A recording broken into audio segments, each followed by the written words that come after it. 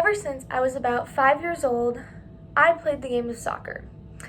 I've fallen in love with it over the years, but unfortunately have recently stopped because of a career-ending injury. However, today, for my informative speech, I want to teach you all and inform you guys about the rules of the game. So has anyone here ever played soccer?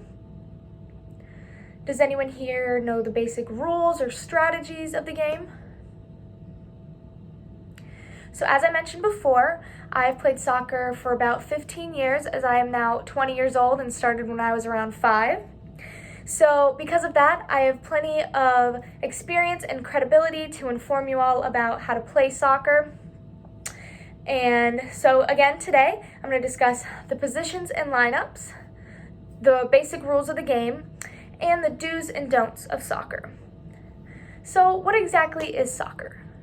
According to Bundesliga, soccer is a team sport performed by two 11v11 teams in which they can either dribble or pass or create unique plays to allow your team to score against your opponent. However, on the opposite spectrum, we have defenders in the game of soccer, and the defender's job is to prevent the other team from scoring. You can do this by blocking a pass or even slide tackling, which I'll get into in a little bit. In an article written by Perfect Soccer, the most popular lineup is a 4-4-2. So to break this down a little bit, 4-4-2 means you have 4 defenders, 4 midfielders, and then 2 offensive players. And this is the most balanced and popular formation that teams will most likely use, and this brings their team to a great advantage when playing against their opponent because you have 4 defenders to defend against the opposite team, as well as 4 midfielders that can do both offense and defense. And then your 2 offensive players can use each other as well as the midfield to try and create unique plays and score against the other team's goalie. So now that we understand the basis of soccer and the positions, let's talk about some of the main rules of the game. So although there are many rules in soccer, we're just going to talk about some of the few basic ones. So to begin, let's start with the uniform. So players must wear a jersey with the matching shorts. They also must have shin guards that cover their shins, as well as knee-high socks that cover the whole shin guard. You can't have your shin guard showing. And finally, for shoes, you want to have cleats with studs on them. And there are 11 players total on each team, and there are 10 field players as well as 1 goalie. During the actual game, players have 2 45-minute halves to dribble, pass the ball, create plays in order to score against the opposing team.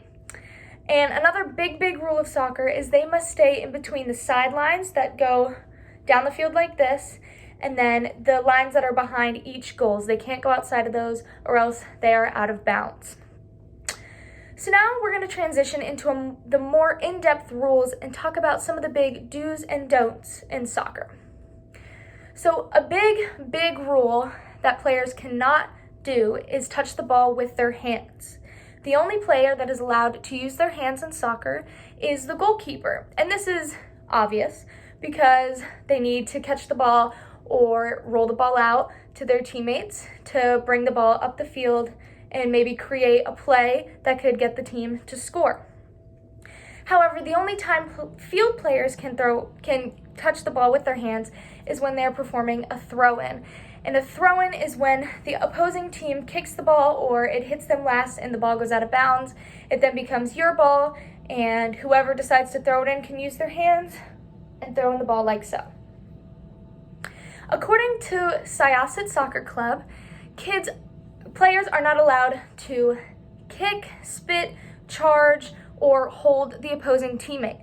By performing these actions, you are actually performing a foul, and you could potentially get a yellow card, which could maybe get you kicked out of the game, or even a red card, which could end your whole season. So on the other hand, players are allowed to be a little aggressive, do a little nudging, but nothing too crazy in which you would get a yellow or a red card. And they also are allowed to slide tackle, which basically means they're allowed to run and kick the ball out from underneath the player as long as they don't hit the player.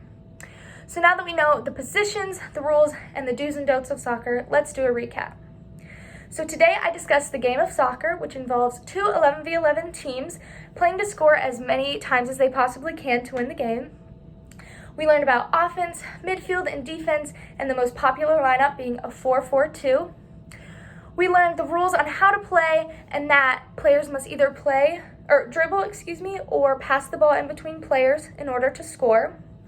And finally, we learned about some fouls that players cannot do or else they might get kicked out of the game, and things that players can do, such as throw-ins or slide tackles. So now that you all know how to play the wonderful game of soccer, I hope you enjoy, and maybe you can even show off a couple skills or two. Thank you.